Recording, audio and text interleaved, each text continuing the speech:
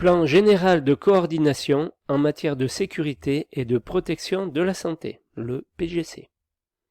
Sur les opérations soumises au dispositif SPS, le PGC a pour objet de définir clairement les mesures de prévention applicables au chantier et d'en préciser la répartition entre les différents intervenants.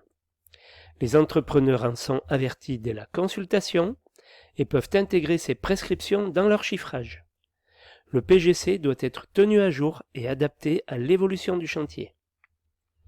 Problématique générale, conditions d'établissement, tous les chantiers soumis au dispositif SPS doivent faire l'objet d'instructions de sécurité écrites et diffusées aux entrepreneurs intervenants, que ce soit sous forme de PGC simplifié ou d'un autre document écrit. Dans un arrêté du 11 avril 2013, le tribunal administratif de Melun a considéré que l'absence de PGC dans le dossier de consultation des entreprises rendait la procédure de passation du marché des travaux irrégulière et a annulé le marché. PGC obligatoire. Le PGC est obligatoire lorsque l'opération est classée en catégorie 2, c'est-à-dire lorsqu'elle fait l'objet d'une déclaration préalable, à savoir un volume des travaux supérieur à 500 hommes-jours. Je vous rappelle que les hommes-jours, ce sont les heures totales travaillées sur l'opération. C'est un critère utilisé pour déterminer le type de chantier, 1, 2, 3 ou 4. Un homme-jour, c'est égal à 7 ou 8 heures de travail, ça dépend comment on considère les journées. 500 hommes-jours correspondent à un homme pendant 500 jours ou à 2 hommes pendant 250 jours, etc.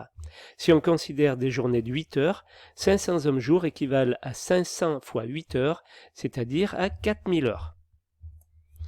Ou un effectif prévisible supérieur à 20 travailleurs à un moment quelconque du chantier dépassant 30 jours ouvrés. C'est-à-dire si on a 20 personnes pendant 30 jours ouvrés à un moment donné pendant la durée du chantier.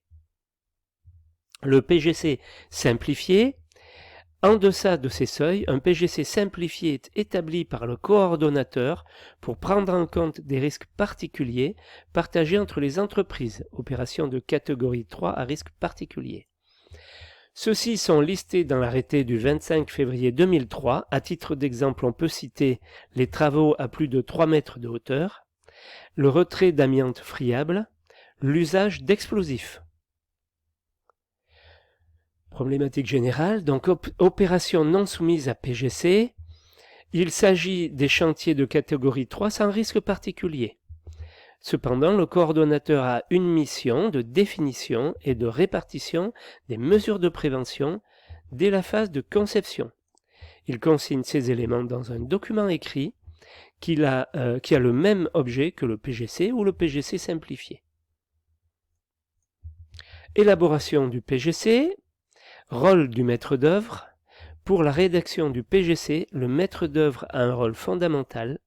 Pas de mesure de coordination par le coordonnateur sans mesure préalable d'organisation générale par le maître d'œuvre.